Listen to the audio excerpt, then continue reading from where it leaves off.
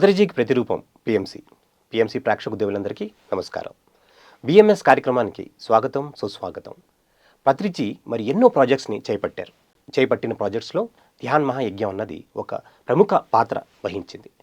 మరి ఈ అంశం గురించి మాట్లాడడానికి మనతో పాటు ఉన్నారు స్పిరిచువల్ సైంటిస్ట్ ఆనంద్ బుద్ధ గారు. మరి ఆయన అడిగి దీని గురించి విశేషాలు తెలుసుకుందాం. నమస్తే సార్. నమస్తే sir. Welcome to the show. Thank you. Dhyan Mahayagnam అన్నది పత్రిజీ ఒక ప్రతిష్టాత్మకమైన ప్రాజెక్ట్, ప్రెస్టీజియస్ ప్రాజెక్ట్ అని చెప్పచ్చు. సో మరి ఈ ప్రాజెక్ట్లో మరి పత్రిజీ ఏం చేశారో, దీన్ని అటెండ్ అయిన తర్వాత మరి ఎలాంటి లాభాలు మరి పిరమిడ్ మాస్టర్స్ అందరికీ కలిగిందంటారు? మొట్టమొదటి ధ్యాన మహాయజ్ఞం అనేది 1999 కర్నూలులో స్టార్ట్ అయింది. ఇది వావ్. ఓకే. పిరమిడ్ పుట్టింది అక్కడే, ధ్యానం పుట్టింది అక్కడే, యజ్ఞం స్టార్ట్ అయింది అక్కడే. వావ్. ఓకే. ప్రతిదీ అక్కడి నుంచే స్టార్ట్ అయింది. అయితే ఈ ధ్యాన యజ్ఞం అనేది జరగడానికి ముందు ఎంతోమంది మాస్టర్లకి పత్రిసార్ ధ్యానం చెప్పేవారు కదా. అందరు అడిగేవాళ్ళు, మనందరం కలిసి ఒక చోట కొన్ని రోజుల పాటు ధ్యానం చేయడం, సజ్జన సాంగత్యం చేయడం, దాన్ని సెలబ్రేట్ చేయడానికి ఎక్కడన్నా ఉంటే బాగుంటుంది అన్న ఆలోచనలో నుంచి ఈ యొక్క ధ్యాన యజ్ఞం అన్నది ఒక అంగరంగ వైభవంగా ప్రారంభమైంది. ఇది కర్నూలులో చాలా ప్రతిష్టాత్మకంగా చేసేవారు. అప్పట్లో ఉండేటువంటి పాల్ విజయ్ కుమార్ సార్ కానీ, ఆంజనేయ శర్మ సార్ కానీ, సో వీళ్ళంతా దీనికోసం ఎంతో శ్రమ చేసేవారు. విజయ్ సారు, ఆయన ప్రస్తుతం పూణేలో ఉన్నారు. అండ్ ఎంటైర్ చాలామంది టీం ఉన్నారు. బైజు సారు, ఇంకా చాలామంది గొప్ప గొప్ప మాస్టర్లు అందరూ ఉన్నారు అక్కడ. ఈ టీం అంతా కూడా చాలా గొప్ప టీం. ఈరోజు ప్రపంచానికి ధ్యానం వెళ్ళడానికి ఆ రోజు వాళ్ళు చేసినటువంటి త్యాగాలు, ఆ రోజు వాళ్ళు చేసినటువంటి శ్రమ, ఆ రోజు వాళ్ళు చేసినటువంటి కష్టం, ఆ రోజు వాళ్ళు పెట్టినటువంటి ఎఫర్ట్స్, ఈరోజు ఈపీఎస్ఎస్ఎం ఎక్సలెంట్. ఒకటో స్టెప్ లేకుండా ఈ 1000వ స్టెప్ లేదు. అవును. 1, 2, 3, 4 ఇలా 1000 వరకు స్టెప్స్ ఉండడంలో ఆ 1, 2, 3, 4, 5, 6, 7, 8, 9, 10 మొత్తం కర్నూలు స్టెప్స్ అవి. 10 తర్వాత వేరే స్టెప్స్. కానీ ఈ 10 స్టెప్స్కు ప్రతి పిరమిడ్ మాస్టర్ ఎప్పుడు రుణపడి ఉంటాడు. సో ధ్యాన్ మహాయజ్ఞానికి నాంది మరి కర్నూలు నుంచి మొదలైందంటారు. సో అంటే అక్కడ ఏ ప్లేస్లో ఈ ధ్యాన్ మహాయజ్ఞం జరిగేది, ఎన్ని రోజుల పాటు జరిగేది అని విశిష్టత? ఫస్ట్ వారం రోజులు పెట్టారు. ఓకే. ఒక పెద్ద గ్రౌండ్ అది. ఆ గ్రౌండ్ పేరు కరెక్ట్ గుర్తు రావట్లేదు. ఓకే. అది ఊరు మధ్యలో ఉండేది. ఓకే. దాదాపు మినిమం ఈజీగా ఒక 10,000 మంది పడతారు. ఈజీగా. Very good. అప్పట్లో ఒక 2,000 మంది వచ్చారు అంటే కనుక చాలా పెద్ద ప్రోగ్రామ్ అని. అవును. ఒక 2,000 మంది వస్తే. అవునవును, కరెక్టే. అకామిడేషన్ అక్కడే, తడికలు కట్టేసి, బాత్రూమ్స్ అక్కడే, ప్రోగ్రామ్ అక్కడే, ఫుడ్ అక్కడే, అదే గ్రౌండ్ లోనే అన్ని చేసేవాళ్ళు. ఇవన్నీ అక్కడే ఉండేవి. సో ఆ యొక్క మెడిటేషన్ కానీ, ఆ యొక్క మెసేజెస్ కానీ పత్రిసారివి మామూలుగా ఉండేవి కాదు. భగవద్గీత గురించి చీల్చి చెండాడేవాడు సారు. చాలా విశేషంగా, విపులంగా అసలు భగవద్గీత యొక్క యథార్థ మీనింగ్ ఏంటనేది సార్ చెప్పేవారు. చాలా అప్పట్లో ఆ డెడికేషన్ పరాకాష్ఠలో ఉండేది మాస్టర్లది. మార్నింగ్ అంతా ధ్యానం చేస్తారు, క్లాసెస్ వింటారు, రాత్రంతా నిద్రపోయే వాళ్ళు కాదు. ప్రతి ఒక్క మాస్టర్ ఇంకొక మాస్టర్తో కూర్చొని మాట్లాడుతూ ఉండేవాళ్ళు. వాళ్ళేం సాధించారో ధ్యానంలో, వీళ్ళేం సాధించారో, ఏ అనుభవాలు పొందారో, వాళ్ళే అనుభవాలు. ఎంతసేపు ఇదే లొల్లి. ఓకే. నో నిద్ర. ఓకే. మాక్సిమం 2 గంటలు నిద్రపోతారేమో, మిగతా అంతా మాట్లాడుతూనే ఉంటారు హోల్ నైట్. మళ్ళీ ఎర్లీ మార్నింగ్ మెడిటేషన్.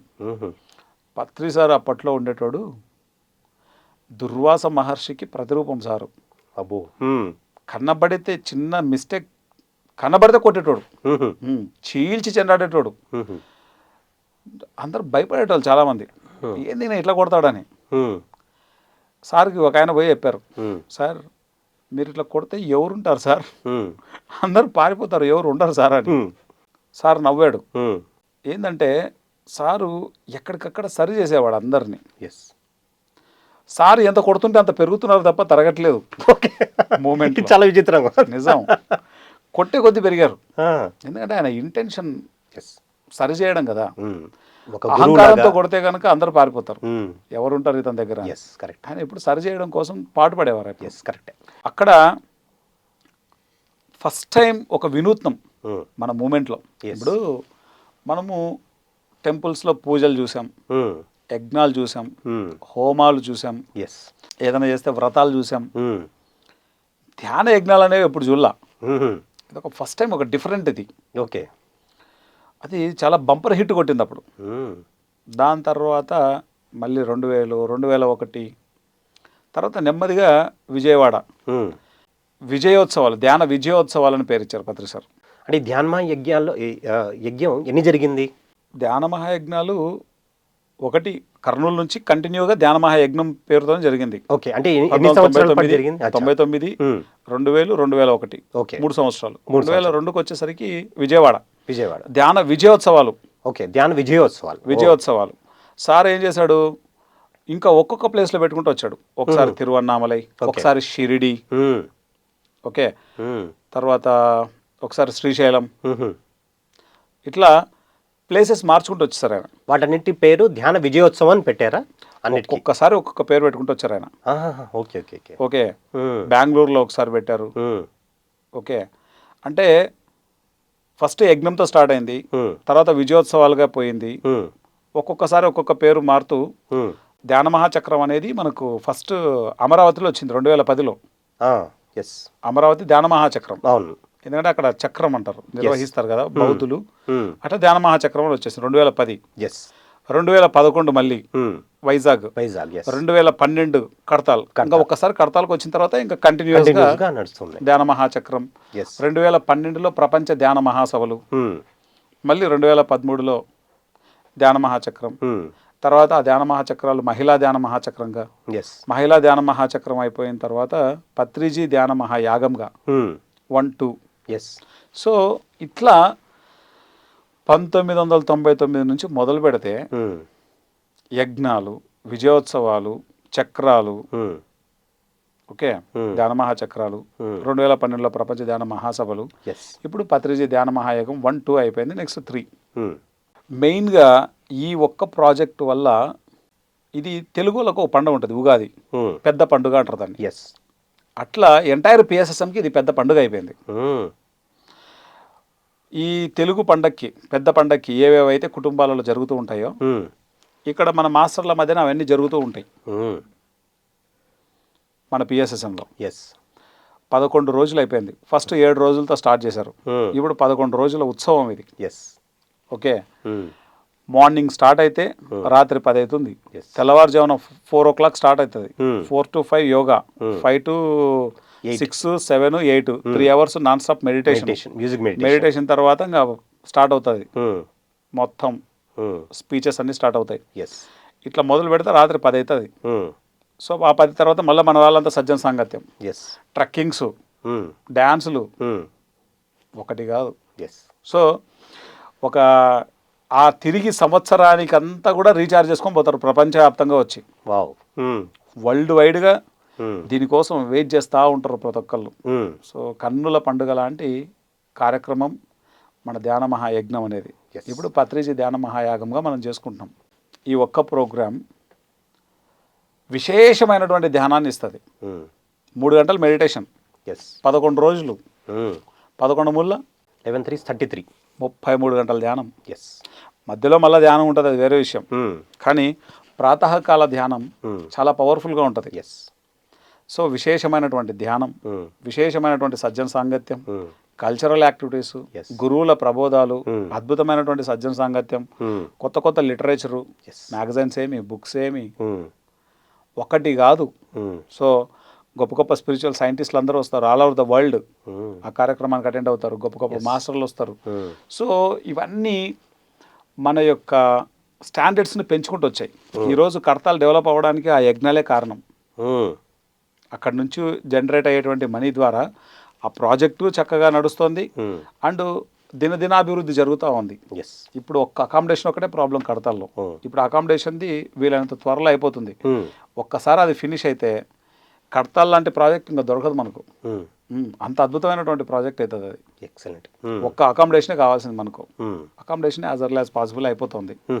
సో మనకి ఈరోజు గ్లోబల్ హెడ్ క్వార్టర్గా కడతాల్ అయిపోతుంది. వావ్. గ్లోబల్ హెడ్ క్వార్టర్ పిఎస్ఎస్ఎంకి. మరి పిరమిడ్ వ్యాలీని ఏమని పిలవచ్చు అంటారు? ఒకప్పుడు పిరమిడ్ వ్యాలీ ఆ పాత్ర పోషించింది. ఓకే. పిరమిడ్ వ్యాలీ ఒకవైపు దానిది ఒక వర్క్, Yes. కడతాలది ఇంకొక వర్క్. దానికి సంబంధించిన వరకు అది నడుస్తూ ఉంటుంది, దీనికి సంబంధించిన వరకు ఇది నడుస్తూ ఉంటుంది. పోటీ ఎక్కడా లేదు. Okay. దాని పని దానికి ఉంది, దీని పని దీనికి ఉంది. యా. Yes. అండ్ మెయిన్గా ఇక్కడ ఏంటంటే మనం చెప్పుకోవాల్సిన విషయం, కడతాల్ పిరమిడ్ అనేది బిగ్గెస్ట్ ప్రెమిసెస్ మనకు. ఎస్. ఇప్పుడు పిరమిడ్ వ్యాలీ 35 acres అది. ఇది దాదాపు 70 acres అబౌవ్ ఎస్. ఈ ప్రాజెక్టు. ఈ ప్రాజెక్టులో విశేషంగా ధ్యానం, ఓకే, ధ్యానానికి ఎక్కువ పెద్దపీట వేసినటువంటి ప్లేస్ ఇది. ఎస్. అండ్ న్యాచురల్గా మనకి అక్కడ ఉన్నటువంటి మొత్తం ఆ స్టోన్స్ ఫార్మేషన్ చూస్తే కనుక జీవరాళ్ళు, అది ఒక యూనిక్నెస్. ఈ ఎంటైర్ ప్రాజెక్ట్లో అది ఉండడం అదొక యూనిక్నెస్. ఈ యొక్క ధ్యాన మహాచక్రాలకు వచ్చినటువంటి వాళ్ళు ఆ కడతాల పిరమిడ్ని కానీ, ఆ జీవరాల గుట్టను కానీ, ఆ ప్రెమిసెస్ని చూసినప్పుడు ప్రతి ఒక్కళ్ళు మైమర్చిపోతున్నారు. బికాస్ ఆఫ్ ధ్యాన మహాయజ్ఞం ఎస్. ప్రతి ఒక్కళ్ళు కడతాలకు రావడానికి కారణమవుతుంది. అదర్వైజ్ అక్కడికి ఎవరు వస్తారు? చాలా తక్కువ మంది వస్తారు. అవును. ఈ యజ్ఞం వల్లనే ఇప్పుడు జరుగుతున్న పత్రిజీ ధ్యాన మహాయాగం వల్లనే ఆ యొక్క కడతాలకి ఎనలేని పేరు ప్రఖ్యాతులు వచ్చేసాయి. ఎస్. సో ఎక్కడెక్కడ వాళ్ళంతా వస్తున్నారు ఇప్పుడు. ఈరోజు అది వరల్డ్ వైడ్గా తెలియడానికి ఆ యొక్క ప్రాజెక్టే కారణమైంది. ధ్యాన మహాయజ్ఞం అన్న ప్రాజెక్టే కారణమైంది. ఇప్పుడు సార్ యొక్క బాడీ వికెట్ చేసిన తర్వాత పత్రిజీ ధ్యాన మహాయాగంగా జరుపుకుంటాం మనం. ఎస్. సో అందులోనూ సార్ సమాధి అక్కడ ఉంది. కొత్త మెడిటేటర్స్ అందరికీ కూడా అదొక అద్భుతం. ఎందుకంటే అక్కడ వెళ్ళి ధ్యానం చేసుకునేటువంటి భాగ్యం మనందరికీ లభిస్తుంది సార్ దగ్గర. సార్ యొక్క ఎనర్జీ అర్థం అయితే ఒకలా ఉంటుంది, అర్థం కాకపోతే ఒకలా ఉంటుంది. అర్థం కాని వాళ్ళకి ఏం ఉండదు. కానీ సార్ యొక్క ఎనర్జీని అర్థం చేసుకున్న వాళ్ళకి ఖచ్చితంగా ఆయన యొక్క సమాధి దగ్గర కూర్చొని ధ్యానం చేయాలనిపిస్తుంది. ఎస్. ఎందుకంటే ఈ ఎర్త్ మీద సార్ యొక్క ఎనర్జీ ఇప్పుడు శివతాండవం చేస్తుంది. మెడిటేషన్ చేసే ఎవరికైనా దాని యొక్క అనుభవాన్ని వాళ్ళు ఎక్స్పీరియన్స్ చేస్తారు. ప్రకటనలు మీవి, ప్రచారాలు మావి, జీవితంలోని వెలుగులందరివి. పిఎంసి తెలుగు ఛానల్లో మీ యాడ్స్ కోసం సంప్రదించవలసిన ఫోన్ నంబర్స్. ఎస్ ఆనంద్ గారు, మీరు ధ్యాన్ మహా యజ్ఞం కర్నూలు నుంచి మొదలైనప్పటి నుంచి ధ్యాన్ మహా చక్రం, ధ్యాన్ మహా యాగం దాకా మీరు ప్రతి అన్నిటినీ అటెండ్ చేశారు. సో ఆల్మోస్ట్ ఒక 10-15 years నుంచి ఇవన్నీ జరిగాయి. సో వీటన్నిటిలోనూ వచ్చే మీ అనుభవాల గురించి మాకు చెప్తారా? 10-15 years ఏంటి, 20 ఏళ్ళు దాటిందిగా. 20 ఏళ్ళు, 20 years పైన. ఒక్కొక్క ధ్యాన మహాయజ్ఞం ఒక్కొక్క ఎత్తు. ఓకే. ఇప్పుడు ఒక ధ్యాన యజ్ఞంలో నేను ఏం చేసేవాడిని, పార్టిసిపెంట్గా ఉండేవాడిని. ఒక ధ్యాన మహాయజ్ఞంలో పని చేసేవాడిని. ఒక ధ్యాన మహాయజ్ఞంలో ఇంకొక పని చేసేవాడిని. ఓకే. అట్లా ప్రతి ధ్యాన మహాయజ్ఞంలో నా పనులు మారుతూ వచ్చాయి. కొన్ని ధ్యాన మహాయజ్ఞాల్లో ఏం చేయలేదు, జస్ట్ అటెండ్ అయ్యేవాడిని అంతే. కానీ ఎస్పెషల్లీ హైదరాబాద్కి వచ్చిన తర్వాత ఏమైంది, ధ్యాన విద్యార్థి మహాయజ్ఞం చేసాం అదే స్టేజ్ మీద 2017లో. ఓకే. 2017లో 2016 వరకు ఆ స్టేజ్ మీద ఒక అర్ధగంట మాట్లాడితే ఆ అవకాశం వస్తే నా అనుభవం చెప్పొచ్చు కదా అని అనుకునేవాడిని.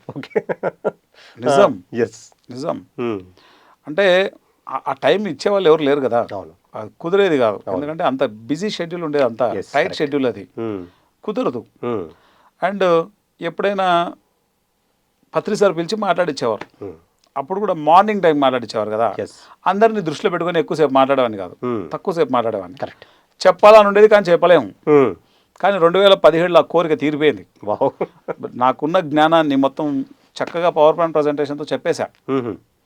చెప్తున్నా అంటే ఒక వారం రోజులు నువ్వే తీసుకుని నువ్వే నడిపించరా అని చెప్పాడు సార్. మనం 4 రోజులు తీసుకుని ఆ స్టేజ్ మీద నడిపించాం. 2017 వరకు నేను ఒక పార్టిసిపెంట్గా లేకపోతే ఏదో ఒక వర్క్ చేస్తూ ఉండేవాడిని. బట్ 2017లో యజ్ఞం, ధ్యాన విద్యార్థి యజ్ఞం అనేది నా చేతుల మీద జరిగింది. 2018లో మీకు తెలియదేముంది, పిఎంసి చేయడం మొదలుపెట్టింది. మొత్తం టెలికాస్ట్ అంతా మనమే కదా చేస్తున్నాం. అవునవును, కరెక్టే. అక్కడ కీ రోల్ పోషించే వాళ్ళలో నేను ఒకడిని అయిపోయాను. ఓకే. ఈరోజు ఎలా ఉందో మీకు తెలుసు. అవును. చిన్నప్పటి నుంచి 1999లో నన్ను నేను చూస్తే ఒక పార్టిసిపెంట్ని, ఒక పార్టిసిపెంట్గా వచ్చి నెక్స్ట్ యజ్ఞాల్లో పని చేసుకుంటూ ఏదో ఒక పని, ఏ పని ఉంటే ఆ పని ధ్యాన యజ్ఞంలో చేస్తూ వచ్చేవాడిని. బుక్స్ నేను వాళ్ళకి ఇవ్వడంలో హెల్ప్ చేసేవాడిని, బుక్ స్టాల్స్ వాళ్ళకి. ఎస్. తర్వాత వాటర్, శానిటరీ, తర్వాత ఇవన్నీ వర్క్స్ చేసేవాడిని. ఓకే. తర్వాత ధ్యాన విద్యార్థి యజ్ఞం, దాని తర్వాత పిఎంసి. ఎస్. ఒక్కొక్కటి అంటే ఈ వచ్చిన ప్రాసెస్ కనుక చూస్తే ఒక పార్టిసిపెంట్ ఈరోజు ఒక కీ పర్సన్ అయ్యాడు. ఎస్. అంటే కన్సిస్టెన్సీ. అంటే దీంట్లో మీరు ఇవాల్వ్ అయ్యారని నేను అనుకుంటున్నాను. 100%. మన ఎవాల్వ్ ఎంత అవుతూ ఉంటే దానికి తగ్గట్లు పని వస్తుంది. Yes, correct. అది ఇప్పుడు మీరు ఎంత బాధ్యత తీసుకోవడానికి రెడీగా ఉంటారో అంత మీకు కమాండ్ కూడా వస్తుంది, అలాంటి పదవి కూడా వస్తుందని నాకు అనిపిస్తుంది. 100%. ఎస్. ఇప్పుడు 20 సంవత్సరాల పైన జర్నీ ఇది, 20 years పైన జర్నీ. ఎస్. నేను రావడమే వచ్చిన 99లో వచ్చా. ఆ రావడమే అదే సంవత్సరం ధ్యాన మహాయజ్ఞం. సో వర్క్ ఒక్కొక్క స్టెప్ వైజ్గా వచ్చేసాను. ఎస్. ఈ రోజు ఇలా ఉండడానికి కన్సిస్టెన్సీ కారణం అని చెప్తున్నా. కన్సిస్టెన్సీ అంటే కంటిన్యూగా చేయడం ఒక వర్క్ని, ఎక్కడ బ్రేక్ లేదు. బ్రేక్ లేకుండా కంటిన్యూగా, అండ్ ఆ థియరీని మన జీవితంలో ఇంప్లిమెంట్ చేయడం. Otherwise not possible. ఇక్కడ కూర్చోవడం అన్నది పాసిబుల్ కాదు, థియరీని కనుక ప్రాక్టికల్గా పెట్టకపోతే లైఫ్లో. కరెక్ట్. అది ఎందుకంటే ఎంత పని చేస్తుంటే అన్ని ప్రాబ్లమ్స్ వస్తుంటాయి. సో ఆ ప్రాబ్లమ్స్కి తగ్గట్టుగా మనం మాల్డ్ చేసుకోవాలంట. పత్రి సరే దానికి బెస్ట్ ఎగ్జాంపుల్. మనం యజ్ఞం చేసినప్పుడు కూడా ధ్యాన మహాయజ్ఞంలో ఏం కొన్ని ప్రాబ్లమ్స్ రావు, చాలా ప్రాబ్లమ్స్ వస్తాయి. కానీ ఆ ప్రాబ్లమ్స్ అనేది ఫస్ట్ నేను చాలా ఇరిటేట్ అయిపోయేటోని, ఏంట్రా ఇవన్నీ ఇన్ని ప్రాబ్లమ్స్ వస్తాయి ఏంట్రా అని. కానీ ఆ ప్రాబ్లమ్స్ అన్ని మనకు వచ్చేది నేర్పించడానికి అనేది అర్థమైపోయింది, మన రియలైజేషన్స్ కోసమే వస్తాయని అర్థమైపోయింది. ధ్యాన యజ్ఞంలో పనిచేసిన వాళ్ళకు వచ్చేటువంటి అనుభవాలు భూమండలం మీద ఎవరికి రావు, అన్ని అనుభవాలు నేర్చుకుంటారు వాళ్ళు. ఓకే. సో ఆ యజ్ఞమే ఈరోజు ప్రతి మాస్టర్ యొక్క ఎదుగుదలకు కారణమైంది. ఆ యజ్ఞం ద్వారా ఎక్కడెక్కడ పుస్తకాలన్నీ, అన్ని ఆధ్యాత్మిక సంస్థల పుస్తకాలు పెట్టుకుంటారు కదా, అక్కడ అన్ని ఆధ్యాత్మిక పుస్తకాలు చదివే వాళ్ళం. అన్ని ఆధ్యాత్మిక ఆశ్రమాలలో ఉండేటువంటి గురువుల్ని ఇన్వైట్ చేస్తాం, వాళ్ళ జ్ఞానం అంతా నేర్చుకుంటున్నాం. ఎంటైర్ పిఎస్ఎస్ఎం డెవలప్మెంట్కి ఒక వజ్రంతో సమానం ఈ యొక్క ధ్యాన మహాయజ్ఞం. ఎందుకంటే మొత్తం మూమెంట్ కలిసి వచ్చేది ఈ యొక్క యజ్ఞానికే, ఇంకా దేనికి రాదు మళ్ళీ. ఎంటైర్ మొత్తం ఎన్నో ప్రోగ్రామ్స్ జరుగుతాయి. ఇప్పుడు బుద్ధ పూర్ణిమ కావచ్చు, లేకపోతే ఉగాది కావచ్చు, లేకపోతే ఇంకోటి కావచ్చు. ఇవన్నీ కొంత లిమిటెడ్ గ్రూప్ వస్తుంది. ఇప్పుడు ఉగాది అనుకో, ఈస్ట్ గోదావరి, వెస్ట్ గోదావరి, వైజాగ్ ఒక సమూహం వస్తుంది, మొత్తం రాదు. November 11th పత్రిసార్ బర్త్డే అనుకో, ఎక్కడ చేస్తుంటే అక్కడ వాళ్ళు కొంతమంది వస్తారు. లేదా బుద్ధ పూర్ణిమ అనుకో, కర్ణాటక వాళ్ళు వస్తారు, లేదా రాయలసీమ వాళ్ళు కొంతమంది పోతారు. ఓకే. జీతవనం అనుకో, మ్యాక్సిమం రాయలసీమ వాళ్ళు ఉంటారు. సంక్రాంతికి, శివరాత్రికి అనుకో, ఇక్కడ హైదరాబాద్లో ఉన్న వాళ్ళు కొంతమంది ఇటుకు పోతారు. ఒక్క ధ్యాన మహాయజ్ఞానికి మాత్రమే ఎంటైర్ పిఎస్ఎస్ఎం అంతా ఒక చోటుకు వచ్చి కూర్చుంటుంది. That is the power of ధ్యాన మహాయజ్ఞం. ఇది ఒక బిగ్గెస్ట్ ప్రాజెక్ట్, ఒక ఎంటైర్ మూమెంట్కే ఒక తలమానికమైనటువంటి ప్రాజెక్టు ధ్యాన మహాయజ్ఞం అన్నది. ఒక్క ధ్యాన మహాయజ్ఞము పత్రిసార్ తలపెట్టినటువంటి ఈ ఒక్క ప్రాజెక్టు ఎంటైర్ మూమెంట్ని ప్రతి సంవత్సరం ఏ సంవత్సరానికి ఆ సంవత్సరం గొప్పగా ఎదిగేలా చేసింది. అందుకే ఏ మూమెంట్ అయినా ముందుకు వెళ్ళాలి అంటే కనుక దానికి తగినటువంటి ఒక వర్క్ ఇంపార్టెంట్. ఆ వర్క్ చేస్తే ఆ మూమెంట్ ముందుకు వెళ్తుంటుంది. ఇప్పుడు కర్తాల్ అనేది ఎందుకు డెవలప్ అయింది? ధ్యాన మహాయజ్ఞం చేయడం వల్ల. కరెక్ట్. చేయకపోతే అది డెవలప్ అవ్వను. ఎలాగైతే ఫండ్స్ ఎక్కడికి వెళ్ళి వస్తాయి? అవును. ఇప్పుడు ఎప్పుడైనా సరే ఒక వర్క్ చేసినప్పుడు అది ఆటోమేటిక్గా డెవలప్ అవుతుంది, వర్క్ లేకపోతే డెవలప్ అవ్వదు. ఇప్పుడు పిఎంసి డెవలప్మెంట్కి కారణం ఏంటి? 80,000 వీడియోలు చేసాం. 80,000 6 ఏళ్లలో. ఈ యొక్క వీడియోలన్నీ చూసినటువంటి వాళ్ళు చేసేటువంటి సహాయ సహకారాల వల్లే ఈ యొక్క పిఎంసి డెవలప్ అవుతుంది. వర్క్ ఒక సంవత్సరం వర్క్ ఆప్ చేయి, ప్యాకప్ చేయాల్సిందే అంతే. సో ఎక్కడ అయితే కనుక కర్మయోగం ఉంటుందో అక్కడ డెవలప్మెంట్ పరాకాష్ఠలో ఉంటుంది. Depends on karma yoga. డెవలప్మెంట్ అనేది అద్భుతంగా ఉంటుంది.